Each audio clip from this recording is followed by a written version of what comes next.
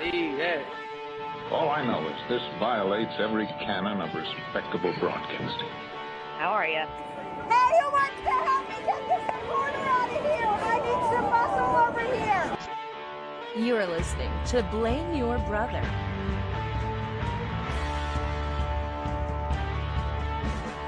Hello, hello, hello. Welcome back, everybody, to Blame Your Brother. That's right. We are live right now streaming the show on YouTube at youtube.com/blameyourbrother. Come hang out with us every Thursday night, 8 p.m. Central Standard Time. Very excited tonight. We have a special guest, Tim Todd, here to talk about Emo Box Head. People have been asking questions. What is this? And we will find all of that out in just a little bit here. But yes, we are Blame Your Brother. You can go grab the podcast on any podcast platform Friday mornings. Go grab it if you missed the live stream. There's two of us that make up Blame Your Brother. I'm one half of this duo. I am David, a.k.a. D-Brew, voice of people, Glenn Jackson, spiritual midget, Mr. Wonderful. And this gentleman sitting all the way to the left tonight is John. Hey everybody, John here, a.k.a. Tico, a.k.a. Mr. Groove, probably Mr. PTI, the Madman. They got John Tortorella, a madman. They do have a madman. Okay, he's a madman. All right, Tim, I will let you introduce yourself. Do you have any AKAs? I mean, Emo Box Head would probably be one of them. Yeah, just Emo Box Head at the moment. There we go. So Tim Todd, a.k.a. Emo Box Head. Yes, we're here to talk about your new project. Very excited to do that. We hung out a couple weeks ago at a friend's party, Ender's party, actually, who's been a guest on the show. And he said, hey, I want to come push the product. I said, come on down. Come hang out with us. So very excited to do that. Okay, so let's get just to the quick short and ends. John, what's going on with you this week? Not much. Not much. Yeah, I mean, about the same here. It's just back into the swing of things, back to work full time, not working from home anymore. So that's something else. But, you know, it's fine. The weather's been kind of crazy up and down, but spring is almost here. Looking forward to that. So there we go. All right, well, I mean, I guess we'll just jump in. Tim Todd. Now, we've known you for many years now. How many years has it been? My God, it's been At least 10 or 11. Whoa. That's right. Yeah, so we met through Ender, who is a friend of yours and then became a friend of ours. And so we've hung out at parties and things like that. I know you've always done creative things. You did Common Sense for Dummies, which was an amazing skit show you did with Emily and Ender. Still have the DVD. Still occasionally pop it in. Fantastic work. And you've always been involved in creative endeavors. So let's just get to it. What is this creative endeavor that we're talking about tonight? It's called Emo Box Head, and I had an idea for this character while I was in Common Sense for Dummies, and we were trying to push skits to put on YouTube, and so everybody agreed. They're like, hey, we need to come up with like wild and wacky characters. So at the time I was working at a call center, and the girl in the cubicle next to me, her emotions were like all over the place. Right. Like, you know, she would come in, she'd be like, oh, hey, good morning, dude. And then towards the end of the day, she was like, oh, I hate this job, dude. And start kicking her trash can and crap. And dude. So we would IM each other during the day in between calls. And so I came across all the emojis and I'm like, oh my God, Emo Box Head. Even the name just like spur of the moment. So I went home and I wrote up a skit for this character. And so I pitched it to Ender and Emily. I was like, hey, I have this idea for this character, Emo Box Head.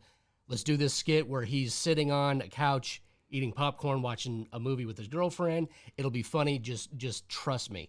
And they both looked at me like, you're serious, right? Come on. This is the most asinine idea you've ever had. I was like, man, just go with your gut. Just trust me. And we did, and everybody loved it. This character actually became the mascot for Common Sense for Dummies. Yeah, I mean, it's yeah, I remember watching it, and I was like, that's a great idea, because if people, so you got a box, you put it on your head, hence box head, Yeah. and how many expressions are there? There's 4? There's 4. Okay, and what are those 4? Happy, Yes. mad, shocked, and sad. There you go.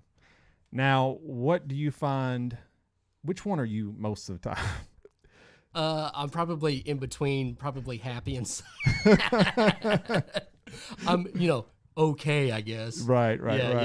Yeah, tolerable. So you filmed that for the thing, took off, and did you do anything with it after that? Or did it just kind of lay dormant for a while? No, it just kind of lay dormant. We were doing a bunch of live shows, and it was just harder and harder to get a gig. And as a matter of fact, I said, hey, I was like, since we're writing all the content, we really don't have enough time to, go and book the shows. Why don't we hire a manager? And I actually wanted to approach you Wow. and to take you on as a manager. But at that time, you know, they both set me aside and said, hey, we kind of want to start a family. We kind of need to take a break from this. And I'm like, fair enough. So I took a break and I focused on my daughter, and then I just didn't do anything with the character since then. So. Right. So, well, that could have been a different path for me. I could have been the manager of a successful comedy trio. Who knows? But Yeah. okay. So, what brought it back then? What? Towards the end of the 2019, I had another script I was trying to pitch, and I was posting movie posters, designing it, you know, trying to motivate me to get it, you know, out there. And so an entertainment lawyer saw it, and she's like, "Hey," she's like, "Give me the script and going to LA this weekend." And I'm like, "Oh, it's not done yet." She's like, "I don't care. I just, you know, give it to me and I'll pitch it while I'm in LA." Wow. So, you know, we had mutual friends, and I reached out to them, and I was like, "Hey, is this lawyer credible?" They're like, "Oh yeah, you know, we've done work with her before. She's terrific." So she said, "Hey, I'm getting ready to pitch it, but here's my retainer and all the fees and you know." And it sounded great, but you know, as a single guy, you know, paying child support, and yada yada yada, I'm like, oh man, I don't know if I can afford this. So I sat on it, and then I rekindled everything with my girlfriend, and we got married in 2020. Okay. So I kind of sat on that, and then, you know, we all know the pandemic happened. Mm-hmm. So, you know, my wife at the time, she's like, "Hey," she's like, "you have all these great ideas. You know, we have two incomes." She said, "I can back you. You know, why don't you get back on the horse and submit these scripts?" And I'm like, "Okay, I will." So I had one script that I really wanted to push, and I had another director friend that I knew, and he reached out, and he called me at work. He's like, "Hey," you know, we were texting back and forth. He's like, "Hey, call me."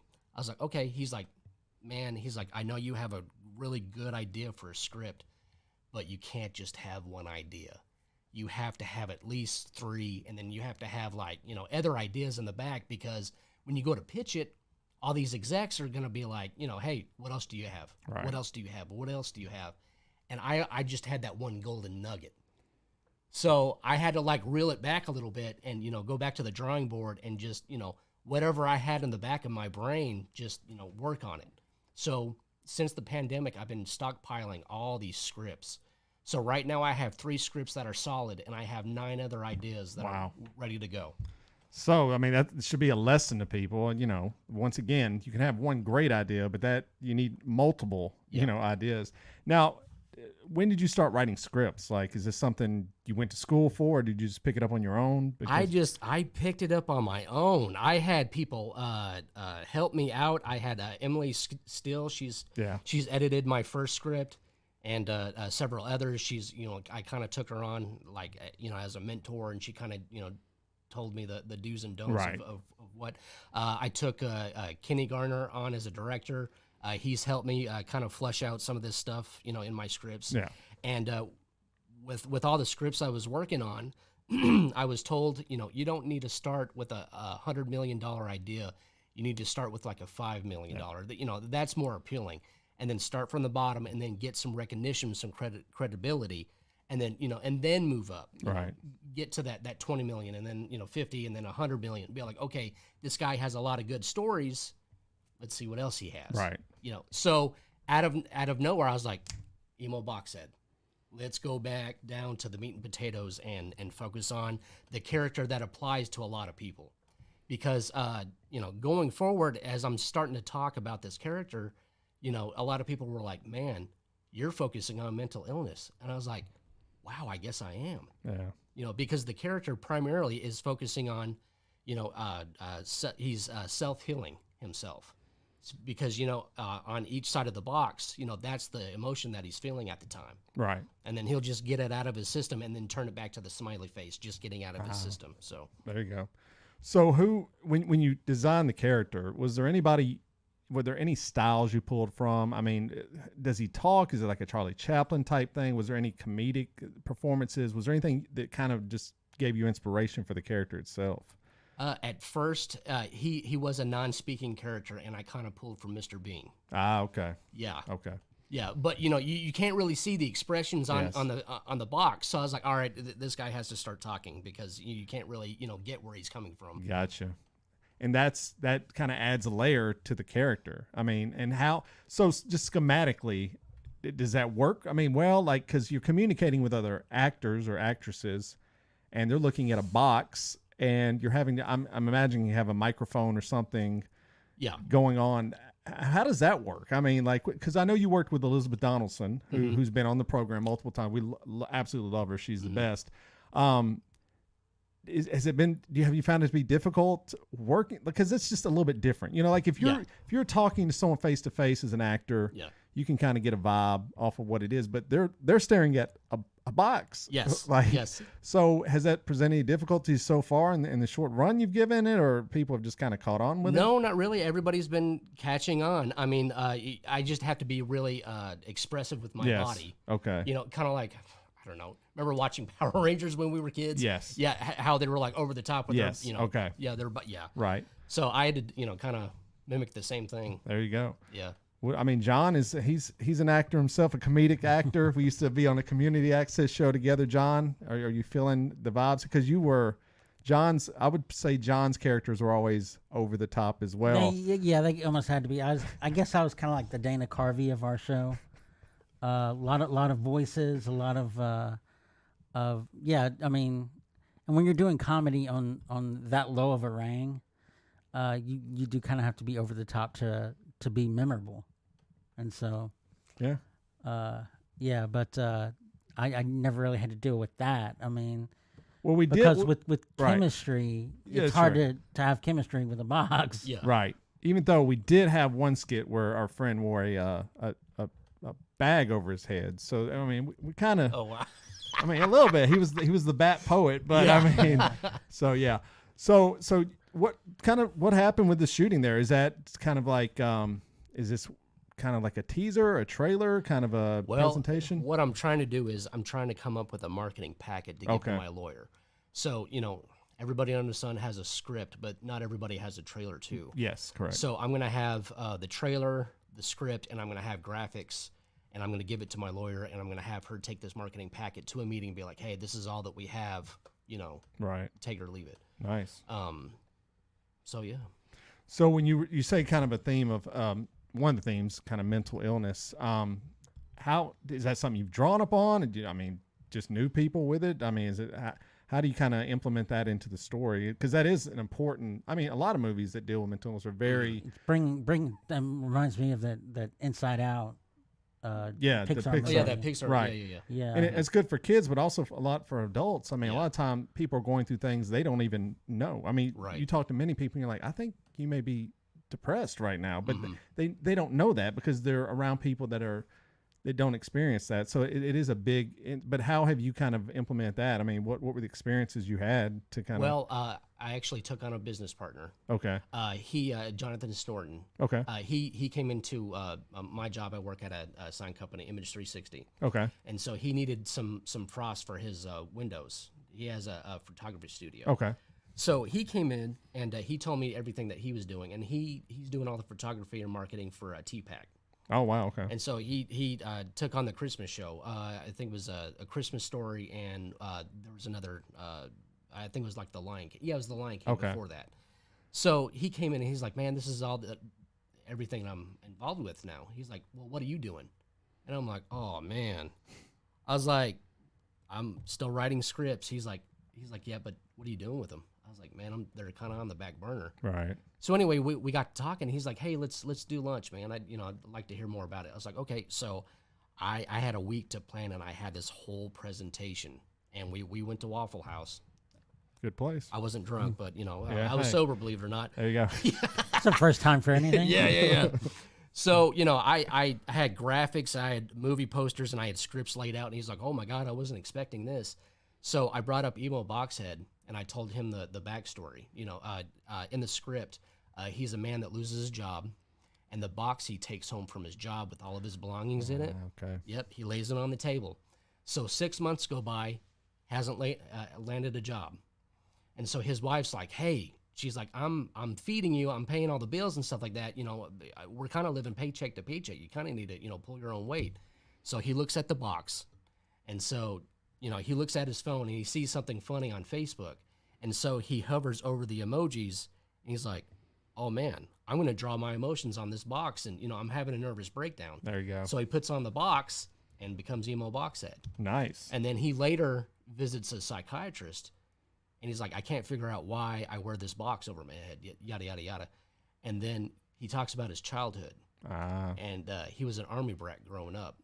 Didn't have a lot of friends, so he would draw faces on the moving boxes. Wow. Okay. So that's where it comes from. That's very cool. Yeah. It's very deep. Yeah. Wow. Okay. Yeah. So getting back to Jonathan, we were meeting, and, you know, I was telling him the premise behind the idea. He's like, dude, you're totally focusing on mental illness. I was like, yeah, I guess I am. And he's a deacon at his church. Okay. And there's an outreach program for kids that go to the facility. He's like, dude, this would be great for the kids that we work with. Right. If there's a kid that's suffering from, you know, whatever abuse or whatever they're going through, they could put on the box, turn to that emotion, and just tell them about their day. So Yeah. so he was the one that kind of brought that to light. I was like, yeah, we can focus on that and try to market that to, you know, help, you know, with the community, and also build a fan base. Yeah. I mean, it looks stunning, you know, visually. Just it definitely captures your attention. You know, I mean, there's something about it. It's just the dimensions kind of throw you off. It's almost kind of like a Minecraft type thing where kids just kind of, I don't know why, but there's something about that visual that just strikes me. I guess because it looks unlike anything else, right? So it sticks with you. I mean, it's not, you know, you could see a comedian in a movie, and I mean, it's just a person. But once it's like that outside the box, so to speak, you know, it's definitely, so I definitely, kids could definitely get into it. So you've got the script written. I mean, you're going through it. What have been some of the hurdles that you find? Like we were talking earlier about social media presentation, just maybe finding people to work with. What are some obstacles that you've already experienced at this stage of the game, which is still kind of early on? Oh man, you know, I haven't done this in years. So, you know, I've had this dream, I've had this vision. Every time I go home, you know, it's been like torturing me. So I'm like, I gotta do something with this. Right. So, you know, it's kind of like my passing of the torch, you know. So I haven't, you know, been in the entertainment industry in a long time. So I didn't have any idea on how to start. So I reached out to my buddy, Kenny Garner. Yeah, Kenny. And I was like, hey, man, you've been in the industry for a while. You've directed a few short films. I was like, how do I go about this? So, dude, he kind of took me under his wing. He's like, hey, man, he's like, you just put a post out. You asked for actors. You know, hey, this is our budget. This is what we're willing to do. You know, come on board, or, you know, we'll just look for somebody else. Wow. So, you know, that's what we did, was started off small. He had some contacts. We pulled actors from him. His films that he's been involved with, and then I started getting online. I started to feel more comfortable. I'm like, oh, it's that easy. And you just tell them, hey, this is what we have going on. This is the project. I'd like to have you a part of it. And it's getting easier and easier as we go along. Nice. So yeah. I mean, it's kind of life, right? I mean, if everything feels difficult at the beginning. I mean, everything feels like stacked against you, and then as you make the connections and you have people. I mean, Kenny, that's like a godsend, you know. I mean, really, just that, and Emily, you know, helping you with the writing. That's, I mean, so if people ever wonder, like, what is the benefit of having other artists around you? That's a lot of it. Like, these collectives are insane, you know, like because you can just draw on all this wealth and knowledge and just cast of characters and things like that. So it's, I mean, it's a good. Well, it takes a village. Yeah. Oh, you know. yeah. I've totally felt the love and the support from an art community, and it's just everybody coming together to help you, you know, fulfill your goal. Right. And and on the back end, I would totally do the same for them. You know, so I've totally felt really blessed with the support that I've had so far. So I mean, I know you personally, and I know you're definitely a funny guy. You know, you're a guy that likes to kind of draw the attention. Has this always been the case for you? Did you grow up just center of attention, or when did this start? Like, when did you get this spark? Man, as far as being funny, I kind of just, you know, I'm trying to work behind the scenes now. I'm trying to be more of the Right. creative, Yeah. and not really the star that hogs the limelight anymore. Yes. You know what I'm saying? And I'm okay with that. Right. Yeah. It's tough. I mean, Yeah. but when did you take like classes in high school? Like, when did this? I'm going to be acting. I'm going to be in comedy skits and things like that. Was this something that just happened? It's just been a God-given gift. Really? Yeah. My parents, both of them had to work, so of course the TV was the babysitter. Right. I had my grandparents across the street, but they were up in age, and my grandpa wanted to water the yard. He didn't want to take care of kids. Right. And my grandma was handicapped. Okay. So primarily we had a bunch of VHS tapes. Wow. And that was our babysitter, and I had all those old school 80s and 90s movies that we all grew up with, and I would reenact scenes from the movies. There you go. And Okay. that's where my spark came from, and I just can't get rid of it. Yeah. I mean, once you catch it, I mean, I think when you talk to people, like that's a story that a lot of people our age, a lot of us were like latchkey kids. We went Right. home, our parents weren't there, they were working, and you're right. We grew up on these 80s movies, like the who we were talking about last week made all the great movies, 16 Candles, all the John Hughes. Yeah. John Hughes Yeah, is yeah, one yeah. that influenced all of us. I think everyone our age, Back to the Future, all those like just comedies influenced a lot of us, because me and my brother were the same. We would watch MTV videos and then we're like, let's just recreate the video. Yep. While we were doing it, why not? I mean, and like when you talk to kids today, they don't really understand. I was like trying to explain this to my kids the other day. I was like, yes, we would watch Michael Jackson's Thriller. We would kind of memorize it shorthand, and then we would try to recreate it. And they're like, "Why?" And I'm like, "Because there was nothing else to do. Yeah. There was no internet. There was Yeah. you had to entertain yourself." And I don't know, man. I'm someone who I love the idea of society evolving, and I think there's some good aspects of the internet, but sometimes I'm a little bit bummed that kids are not going to quite get that attachment to movies and TV shows that we had, and Right. Well, sometimes being bored is a gift, because I mean, what game would have been created if we already had the internet? right, probably not I a mean, lot. we wouldn't have had chess, checkers, and Candyland, any of that, Right. Oh yeah. if we already had things at a moment's notice that we could dive into right away. Right. And so I think that having things too easily accessible can stifle creativity. Oh, 100%. Yep. Exactly. And that's Yep. where, yeah, I mean, it's hard though, because like I say, I've got two kids that are, slightly creative in a way, but in a way they also love video games, and they love watching YouTube videos, and it's hard to tell them like, hey, go outside and be creative. And when they have all that, I mean, it's a weird crutch we're in right now. It's going to be, and when we look at like movie making, it's going to be curious to see where we're at in like 20 years, when the next generation takes over. I'm excited kind of to see where it goes. I mean, even with the evolution of music, it's obviously much different than when we grew up. Why were all the great bands in the 70s and the 80s? Because they had nothing else to do. Yeah. Exactly. Yep. So now, will there be any really great, long-lasting musicians now that kids have 8,000 things to distract them? I mean, it's questions we have to ask. I've let my kids start watching some of the 80s movies, and other night we watched Inception by Christopher Nolan, and nice. they kind of blew their mind, I think. Yeah. I think even a lot of the great musicians of our era were like dirt poor when they were growing up. Yes. You look Yep. at your Bruce Springsteens, and your Jimi Hendrix got a secondhand guitar for his Right, first yeah. guitar. And so I mean it seems like the greater they were, the less they had to do. 100%, yeah. I mean, yeah. That's true. And when you think, I mean, the entire punk rock movement was basically bred out of, we don't have anything and we want to make music, but we don't have the fancy equipment. So I got a $10 guitar and it sounds like crap, but that's, so that's definitely, I mean, like I said, I'm always interested to see where future generations are going to go. I mean, hopefully they'll do well. They'll probably be laughing at us and going, okay, old man, Xer. right, I mean, you're a dad. You kind of probably get that as well. I mean, yeah. I mean, my kids have definitely said, "All right, old man," pretty much. I'm like, "All right." I mean, yeah, it's true. I can't knock you too much, but so what is your daughter? So you have a daughter. Yes. So Yes. what is she? has she seen this? Has she offered you any like comments, commentary? Oh, she loves it. Really? She loves it big time. She said that she's actually dealing with anxiety because of the pandemic. Okay, yeah. Her first year of her last year of junior high. Mm-hmm. It was totally online.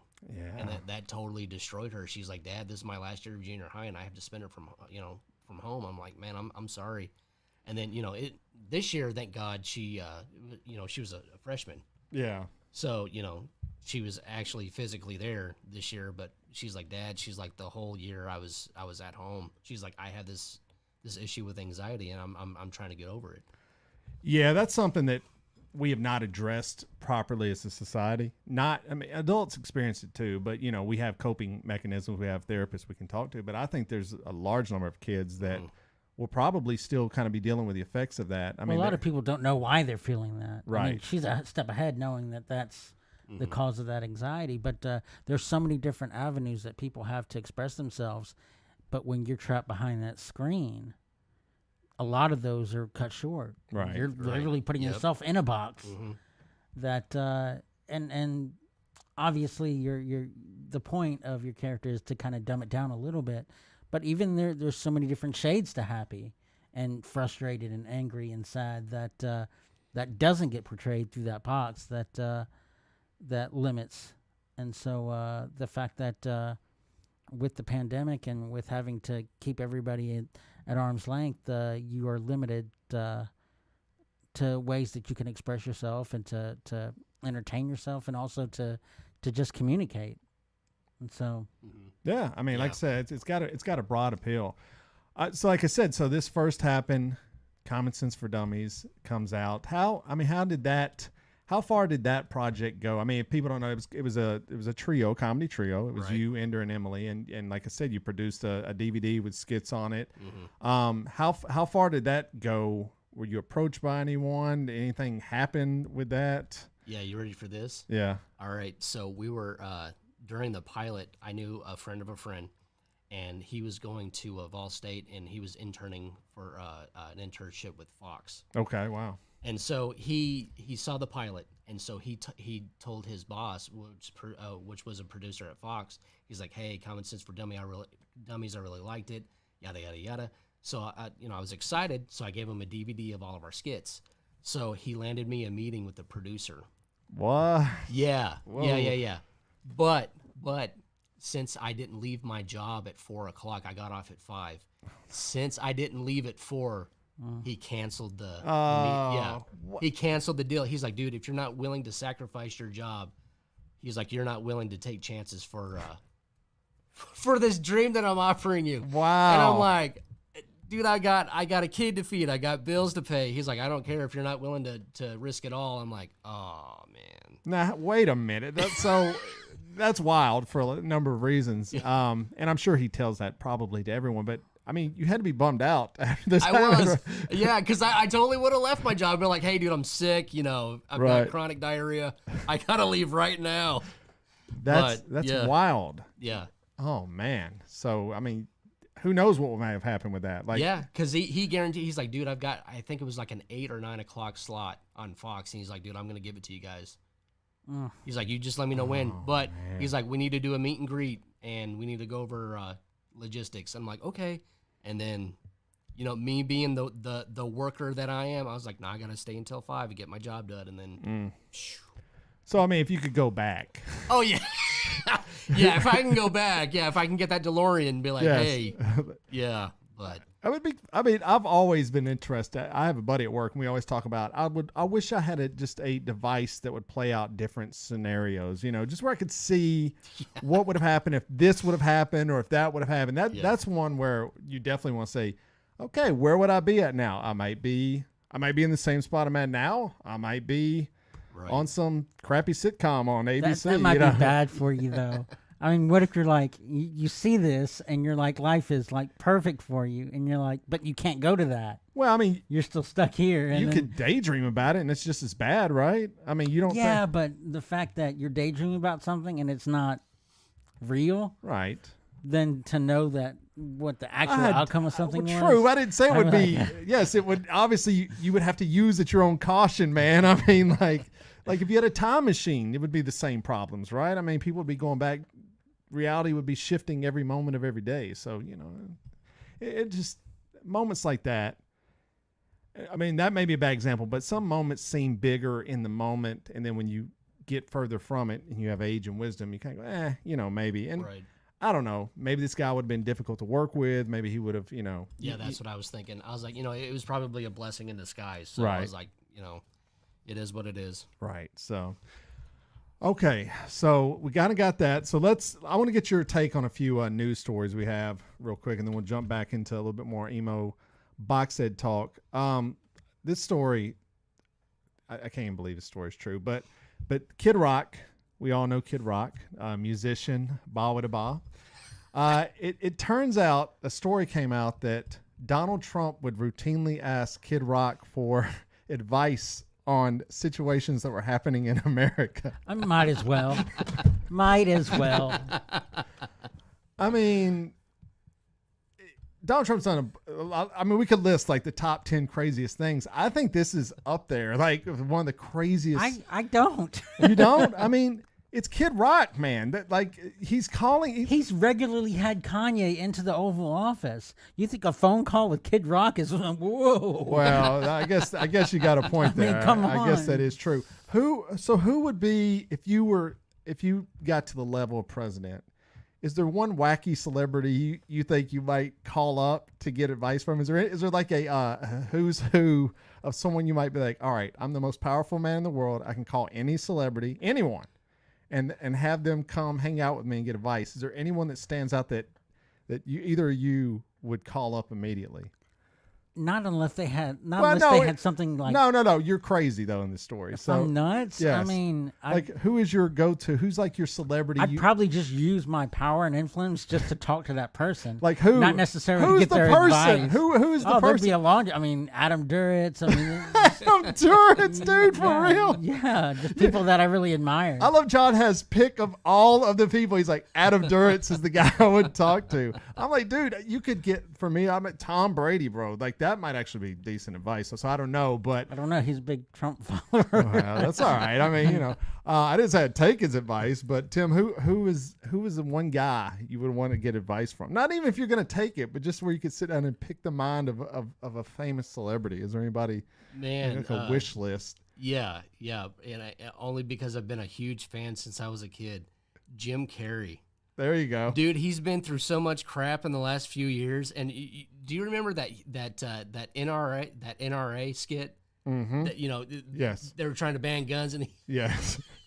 What was it? He was making fun of Charlton Yes, Heston. yes, 100%. Yes, he was. Yeah. Jim Carrey, he's an interesting dude. Like, yeah. I know everyone looks at him and they're like, oh, he's some goofy comedian. And he is. I mean, he's one of the best comedians of our generation without a doubt. I mean, anyone who says that is not true is insane to me. Like, his body of work alone. But when you kind of start reading about some of the things he says, and he's kind of like a deep thinker. He had that really good documentary about doing Man on the Moon, where he basically was talking about his experience doing that, and he was getting like really deep into this character, and he was asking philosophical questions about life. So that might be a decent one, But yeah, that's a good one. I mean, obviously Kanye would be a fun one. I mean, Trump already had Kanye in, and he's kind of back in the news. He has been banned from attending the Grammys this year after he made some threats toward the Daily Show. Trevor Noah called him a couple of slurs online. So he's hosting the Grammys. So apparently Kanye West is banned from the Grammys. Wow. And I'm just, when we talk about mental illness and seriousness, I know it sounds funny, but this guy needs help. He might need this movie, Tim. He might need to see Emo Box Head, because this guy, there's something wrong here. There's something disconnecting. I think maybe he needs the emo box on his head, where he could just. I'll make him one. There, Kanye, if you're listening, yay, whatever you're going. Yeah, that's right. It's like Kanye anymore. Yeah. He'll do that. Let's get another one real quick. Let's see what we got here. We got local comedian Joshua Black. Now I'm mentioning this because we're friends with Jason Steen, who runs Scoop Nashville. Jason Steen and Joshua Black have gone back and forth online. They're They're not friends, okay? They're enemy combatives, all right? And he had released a story that said basically Joshua Black is a firefighter for the city. And he put out a tweet that says, I'm trying to blow it up here where I can read it. This is what he said. He said, I hate feeding into illusion that America's government in existence is legitimate, so I'm no fan of voting. But the majority of Nashville City Council is white supremacist. I know it's boring, but millennials have to start caring about local elections. These folks want us dead. Now, he tweeted that out from his account. I don't know how they found out. I know Jason Steen did post an article that he had done this, and he got suspended like 14 days without pay. And that's a weird kind of line to walk there, because he's a government employee, and they're arguing that this goes against the public persona of what a firefighter is supposed to be. The ACLU states that's not true. So I'm just kind of curious where you guys stand on, if you are a government employee, you're a public official, should your tweets be held accountable for you, such as this? I mean, he's literally in this tweet saying all of the city council are white supremacists. I mean, that he didn't designate any certain one. He said all of them, and they all want him dead. I mean, where do you kind of stand on that? Well, I live in Antioch. Okay. And we get you can't drive through Antioch without seeing like 20 or 15 different city council ads. Most of them say reelect, and it's a black person. So as for his comment, that's definitely not true. Right. But yeah, I think that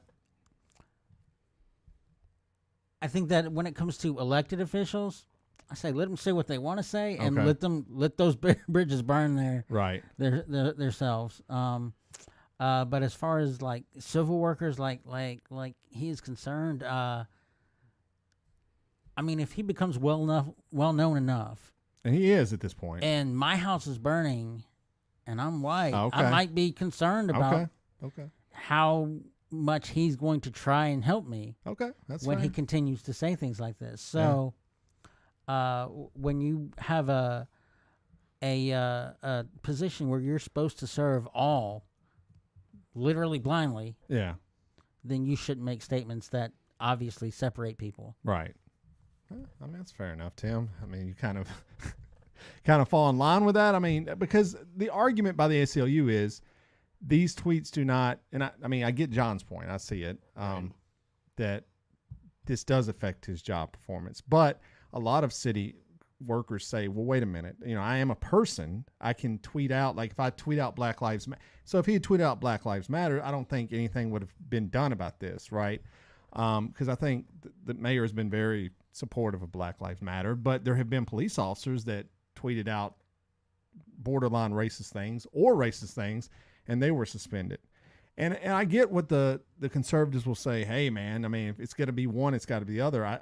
It's definitely a fine line we're walking here. So I just don't know. Do you let it all fly, or do you have people that kind of decide?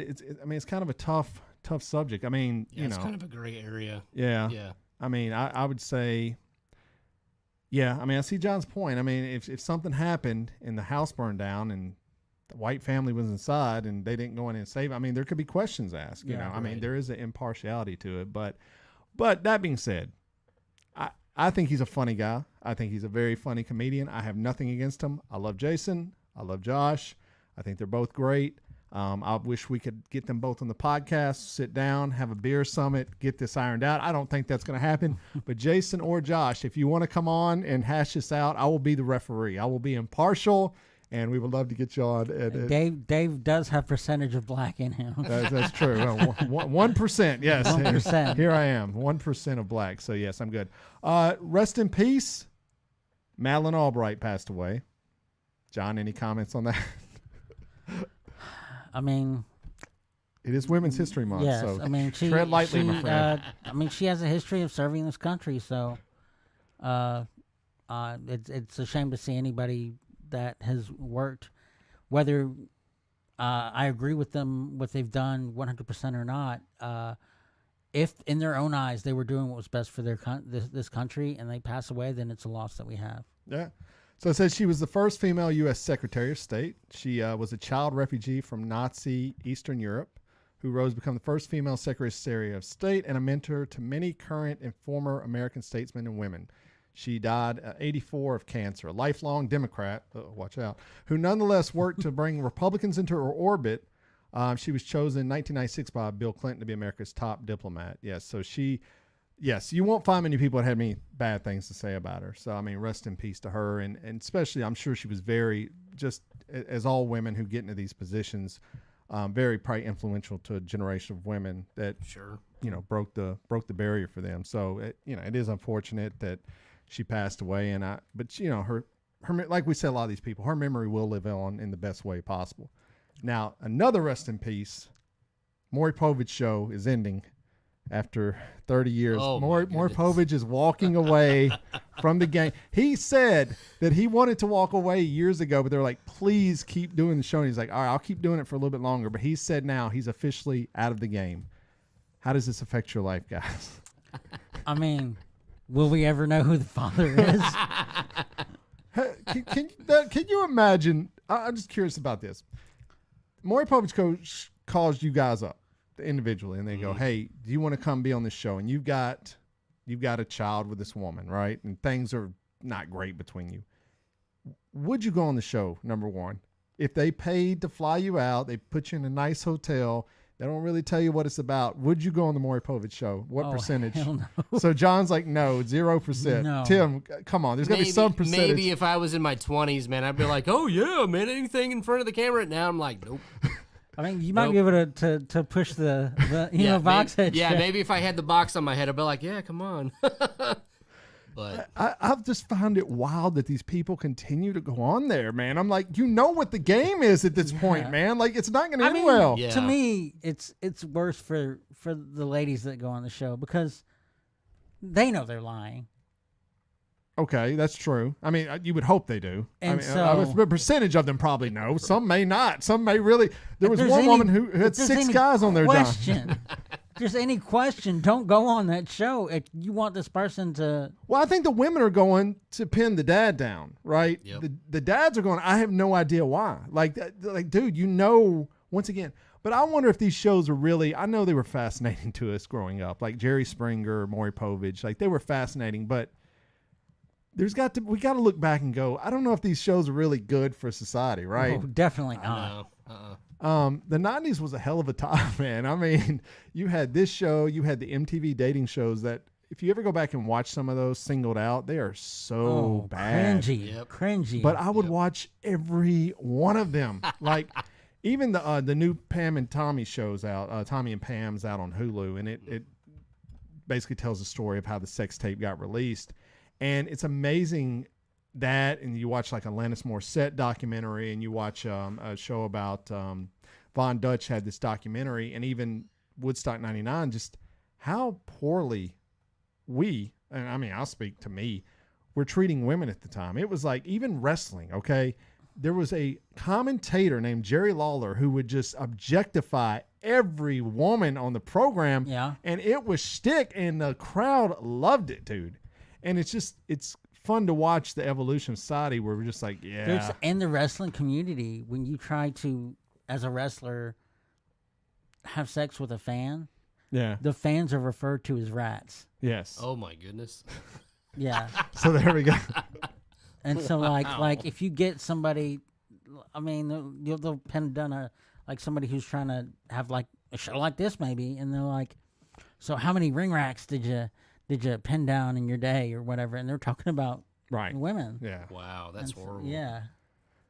So we got a long way to go as we're in the what is this, Women's History Month, right? Yeah. Or Women's Appreciation Month. It's a long way to go. So I guess that's all the news story I had for this week. Those are just some quick hits we wanted to get out of the way. All right, so Emo Box Head. Yes. Let's just throw out a hypothetical. You throw out the script. It's the hottest script in Hollywood. It's just like everyone wants it. Is there one director? You could pick any director. Is there one you would be like, I want that guy to do it? Quentin Tarantino, man. Wow. Nice. Dude, he's just so edgy, man. I mean, just the way I don't know. He just throws you into his movies, man. I mean, you would save budget on shoes. Yeah, right. That's a good choice. So, Yeah. so what is your favorite Tarantino film? That's a more important question there. Kill Bill. Kill Bill. Volume 1 and Volume 2. Well, see, he says that's one movie, so we'll give you just Okay, Kill Bill. Kill Bill. There we go. Yeah, Kill Bill is great. John, what's your favorite? Are we talking Talking all of them. directing or writing as well? No, you can't pick True Romance, so it's Okay. directing only. Pulp Fiction. Really? Yeah. I used to think it was Pulp Fiction. I've seen Pulp Fiction probably. There's no telling. The count is broken at this point. But I gotta say, man, every one he makes, it just gets better. I saw Once Upon a Time in Hollywood, and I was like, this may be his It's a best. great- it it's may a be great his best movie. movie. That was good too. Yep. And so it would be very interesting in this Elseworlds where we project Quentin Tarantino to direct this movie. That would be a wild. I wonder what it would turn into, versus like what you wrote versus what would be on the screen would be wild because he's never. I guess he could do it, but a lot of his movies are very. I mean, he has traits in his movies. There's a level of violence in most of his movies, So it would be interesting to see if he parlayed that into Emo Box Head. Hey, when you need to do that anger face again. Right there. Probably a lot of that in it, yeah. For sure, shocked a few times and things like that. All right, so you're casting it now. In your ideal world, are you playing Emo Box Head, or would be someone else playing it on the big screen? Oh, on the big, probably somebody else. Who is there? Anyone that you would ideally cast right now? Like, and it could be anybody. I mean, yeah. Man, I haven't really thought about it. Man, okay, you ready? Yeah. You know who would be perfect for Who's it? that? Like back in the 90s or whatever. Sure. Can I guess who Yeah, you're gonna go for say? it. Go for it. Edward Norton. Oh no, he would do a good job. He would be phenomenal. But I was gonna say Michael J. Fox. Oh yeah, that would be Michael good. J. Fox, man, because he always plays those timid roles. Yes. Yeah, he would be perfect. Although it would be Totally. fun to see who we spoke about earlier, little Jim Carrey in there. Yeah, true. He could play both sides of that coin. I mean, He can play restrained, yeah. but he can play over the top, So it'd be curious as well. Now, Yeah. It'd be neat to have that concept pulled across in a vibe of Eternal Sunshine of the Spotless Mind. oh, big time. Wow. Ooh, dude, that would good be point. that would be kind of cool. Yes. there you go. Oh my goodness. In that vein, that'd be What's great? I'm glad you said that because that brilliant skit by Charlie Kaufman script. That script's amazing. I mean, the story's amazing. Is there any script? Who do you kind of look to when you write your scripts? Or any like? I mean, it could be directors, script writers, movies. Who has anybody influenced you? Like, especially this one specifically. Is anyone that's influenced this one that you can? No, Comes to no, mind? not really. just Wow. trying to Yeah, pour just- out what's inside. Yeah, just from the heart. Wow. Okay. Just from the heart, Yeah, man. that's good. Yeah. I mean, it's just wild, like, because I know script writing is a very. I mean, there's some people that struggle with it, their whole lives, and there's people that just kind of knock them out and things Yeah. like that. It is amazing that you're able to do this because there's some people that literally, they do go to school for that, but then they still do nothing with it. And I do find that most indie directors, smaller guys, kind of follow, the same thing with you. Right. So Yeah. yeah. So what was it like working with Elizabeth Donaldson? I mean, you were on set with her. I mean, what was that? Well, she played a flashback scene. Okay. So we had an actor that played a younger version of me. Okay. So I didn't have the opportunity to be in a scene with her. But man, she was great. She was so artistic. She brought so much to that scene. I mean, I told her, I was like, man, I've had blinders on for so long, and she totally ripped them off of my face. Nice. She totally reinvented that scene. Right. And the opposite actor, Kyle Motley, Modal. I'm sorry if I'm mispronouncing your name. Please forgive me. He was playing the straight role. Okay. And for him to just take her at face value and not lose his crap speaks volumes of how great of an actor he was. I mean, Kanye and I were like busting at the seams, and he was just stone cold, straight lace, no laughing, whatever. And I couldn't have been more happy than I was the other day. That's a highly underrated role, I think, in comedies that often doesn't get the shine it needs, the straight guy. Because without the straight guy, it doesn't work a lot of the time. No. Like a Steve Martin, someone I think of, it's very good at kind of being just the dry, kind of straight. I mean, there's that new show, only murderers in the building with him and Martin Short. And their energy bouncing off each other is so great because I would be cracking up with Martin Short, the way he delivered his lines and just these little quips. And just Steve Martin's just like you know. I mean, they've worked together for a very long time. Well, Three Amigos, you know, so. which is fantastic. And who would have thought years later that Chevy Chase would be the one that's kind of like ostracized by society? I mean, Martin Short, if I told you back then, I was like, hey, in 20 years,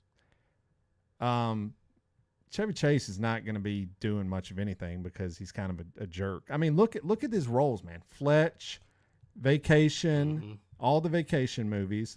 I mean, this guy was it. Yeah. And now. Yeah, but if you look at exactly the ones that you mentioned, some of the choices that were made in nowadays would be looked at in bad taste. Even Christmas Vacation, when he's at the store, at the department store, and he's like ogling this woman. And so, I mean, that now, would that scene work as well? It works for me. I watch it every year. I love Christmas Vacation. I will stand by. But the thing is you know, I mean, we can watch,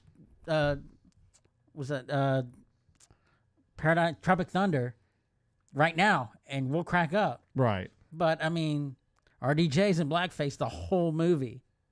Okay. I mean, that's... Yeah. So the fact that it was filmed back then, we automatically kind of have our blinders on to those negative things. But I mean, if it were to come out in theaters right now, there might be a lot of cringy things, especially Fletch and Fletch Lives. Oh my gosh! But art isn't art supposed to do that though? I mean, art is never supposed to be safe. Like if you ask me, like the best music is never safe. Like there's songs from the 70s where you're like, oh yeah, man, you probably couldn't get away with that today. I don't know you could get away with it back then, but they're just like, we're going to get away with it anyway, you know? And I think you as a script writer, I don't know how conscious you are of that, especially now that things are evolving. I mean, we had a coworker at work the other day ask if a certain part of the area was the ghetto, and people are like, dude, you can't say that, that's racist. And I'm like, I mean, I always say, is it racist if the person has no intent to be racist when you ask it? If someone's truly misunderstanding what the term means, I think there's a discussion. But we're in a very polarized thing now where people are like, oh, that's racist. I'm like, well, I mean, I think it's more, I mean, there's white people live in the ghetto, but it has been kind of signified to black communities. So I don't know, man. It's just creating art today. You even doing a podcast, video, YouTube, or anything. I think you have to. It's tough because you have to kind of pay attention to that, but you still got to have to be yourself, you know. And for us to grow as people, sometimes you have to, you know, ask uncomfortable questions at times, and it's just getting more difficult to do that. You know, it's just. So I don't know. I don't know if that's something you ever think about when you're writing a script. You ever like, I don't know if I can have that scene in there. Let me take that out. I mean, are you ever even conscious of that? No, not really, because at the end of the day, I mean, in my heart of hearts, I'm not racist. And everybody that's in my circle knows that I'm not. Right. So at the end of the day, if I do write something that's off color, I'm just making art. Right. And if I do accidentally offend somebody, I just take a nod, apologize, and I move on. Right. You know. Because, you know, if you hold back everything that you want to portray, you're not going to produce anything. Right. You know what I'm saying? So you just got to do it and then just ask for forgiveness later on. Yeah, I agree with that. It's like, but you're right. I mean, the Christmas Vacation scene, you could look at that as, I mean, it's harmless. You know, he's flirting with a lingerie saleswoman, which was a thing back in the day. I mean, you knew many dudes that said they would go into Victoria's Secret and say, hey, my girlfriend looks like you. You know, what should I get? Is that wrong? I mean, you know, it's a fine line. I mean, you know, where is it at? You know, we know where the line is, like for sure. Like we know, all right, sexual assault, that's wrong. Like we know that 100%. Sexual harassment, wrong. But it's where the line gets in the middle where you're like, I don't know, man. Like, you know, I guess it's up to each person. But so I can see definitely, like Tarantino's a good example where this is a guy that writes things that are very controversial. I mean, look at, Pulp Fiction's an example where he, in the movie, is dropping the N-word in the movie himself, you know, and he's gotten flack for that over the years, but I guess enough people like the movie where it didn't really matter. So it's kind of an interesting thing to look at as well. So I don't know. Okay, well, so Emo Box Head. So how are people going to follow the progress of all of this? Like, how are you getting the word out? Which social media sites? What's kind of your game plan for that? Right now I've been posting just funny videos on TikTok, Instagram, and Facebook. Right. And then I have my production company called Look What I Can Do Productions. Okay. So all of the updates have been on that page primarily. Okay. So right now what we're doing, we're just filming scenes. And at first we were just going to release a trailer, but this trailer, we have so much content now, it's turning into a short film. Oh, wow. Okay. Yeah. So what I'll probably do is I'll probably rent a theater towards the end of the summer. Okay. And I'll showcase the short movie. Wow. Okay. And then when we go to pitch it, we'll cut it down to a trailer and then go from there. That's exciting. That's Yeah. very awesome. Wow. Okay. So expect big things. So basically they can follow you on there. And then when the time comes, if they're lucky enough, maybe they can go check it out and then kind of see what's going on with it. But yeah, definitely follow him on TikTok, Instagram, all that. It's good content, and it's a fun way to interact with your fans. And have you thought about any like crowdfunding at this point? Or are you still able to just kind of operate as you are right now? Yeah, as a matter of fact, I'm glad you brought that up. So once I have enough content, I'm gonna take that trailer and go to some people that I know that could probably help and probably get some funding from them. Okay. So probably have a meeting with them, dinner, be like, hey, we're this is what we're trying to do for the community. Are you willing to help? So that's what I'm trying to do. Nice. Okay. Yeah. I mean, because that is a big part of indie directors and indie creators making product. And a lot of people have crowdfunded. I've kicked into a lot of movies that got made, and it's always, there's something enjoyable about that. I mean, it's enjoyable to go see The Batman, right? Because it's a very good movie, but it's also very enjoyable to see a smaller movie made that you helped kind of kick in and contribute, and you're really cheering for it. Like, that's a movie. Like, if I help someone produce a film, I'm going to be much more inclined to go, hey, watch this movie, as opposed to The Batman. I'm like, yeah, okay, go see it. But so there is something to tying those fans into that experience, and feeling like they're part of it. So yeah, well, that's very cool, man. I'm very excited about this moving forward. Is there anything else we left out you need to address? I mean, anything you want to say to the people here about it? Yeah. Oh, one thing I want to point out. You ready for this? Sure. So we actually got approached by another producer. You ready for this? Okay. Mary Tyler Moore. Really? Yeah. So Kenny got us that meeting. Wow. I can't remember who he knew. That's great. But he's like, hey, man, you're not going to believe this, but Mary Tyler Moore wants to meet us. And I had my kid at the time, and she was little. And I was like, I can't make it. He's like, okay. So I think he, Ender, and Emily made that meeting. Wow. And so she watched the DVD. She watched it from beginning to end. And she's like, I love your content, but I think you're too much of the MTV generation. What? Yeah. This was the Mary Tyler Moore. The Mary Tyler Moore. Yeah. Holy crap. Yeah. What? And she's like, it's just not for me. And I'm like, oh, man. I don't care if she would have taken us out. I just wanted to meet her, man. I am jealous. Oh. Me and John have talked many times. Watching the Dick Van Dyke Show, I was in love with Mary Tyler Moore. I was like, this is the perfect woman. Like, when I was like, I don't know, like 10 or 11 years old, I would watch that show and go, Dick Van Dyke, that's a lucky guy, man. Yeah, she was beautiful, man. Wow. Beautiful. Even when she was older, she was a beautiful lady. Well, shame on you for being part of the MTV generation. I know. I know. You're like, what else do you expect me to be? I mean, I can't be part of the, black and white generation, man. I mean, I should have put some silver highlights in my hair. I know, right? I was actually 60 years old. That's crazy, man. Wow. Yeah. So that's, okay. Well, that's a good story to tell people. I like that one. Yeah.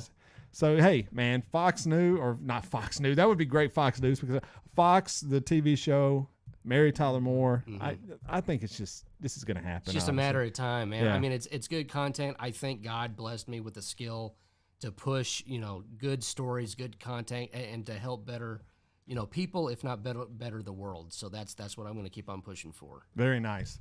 All right, so as we wrap up, how can you got the socials in front of you, or do you know them where people can follow you? Yeah, everything's Emo Box Head. On Instagram, it's Emo Box Head 81. Same with TikTok, it's Emo Box Head 81. Okay. So you guys go follow him, get all that good content. Like I said, we're gonna watch his progress, and as you go through the stages, keep us up to date. Sure. We'll tell everybody about it. it's just awesome, man. It's a great idea. Like I said, it stands out, and I'm looking forward to whatever you get here. I appreciate you stopping by and pitching it. So, John, anything else you want to add? I mean, if things go well, we'll gladly mooch off of your success. Oh, Yes. most definitely, man. I'll make it rain boxes up in here. There we go. And before we leave, product. I mean, you have to be thinking this is a sellable product. I mean, this is money. Oh, yeah. Kenny and Jonathan have been pushing me to sell T-shirts with mental health phrases on them. So I've got a few designs. I haven't pushed them yet, but as soon as I get the website up and running, I'll totally be pushing please, Emo Box Head T-shirts. Well, you let us know because that is marketing. It sells itself. I don't even know what the script is. I would wear the shirt. Just like I said. I mean, the image. Look at it, dude. It just looks fantastic. Yeah. You know what else we want to do? We want to do Emo Box Head figurines that'll fit on your dashboard. Oh, so nice. whatever you're Bobbleheads, feeling, man. bobbleheads for when you're driving in traffic. Oh yeah, this is what you've done to me today. Nice. Well, man, you got to open the floodgates on that because that's gonna sell. That's fantastic. Yeah. So that's where funding comes from. So there you go. We'll be looking for that merch, man. I love merch, so I love supporting people. So there we go. All right, well, that's it. Emo Box Head 81 on TikTok, Instagram. Follow him. Let him know you heard about him on this program here. We are Blame Your Brother. John, you can go to our website, bybpod.com. And what do they need to do when they go to that website, John? If you need to do any shopping, like when our friend here gets done merch up and he's selling it on Amazon, don't go straight to Amazon. Go to bybpod.com, click on the Amazon affiliate link for all your needs, and help the show out. There you go. It costs you nothing. Just helps us out. Yeah, it helps us out a lot. And you go to the website, get all our past episodes, find us on social media, drop us an email, let us know you listen. We've got some other great guests coming up down the road. But Tim, thank you so much for hanging out with us. It's been a blast. Oh, yeah. Can't wait to see the success of Emo Box Head. And John, with all that being said, is there anything else? Don't blame yourself when you can blame your brother.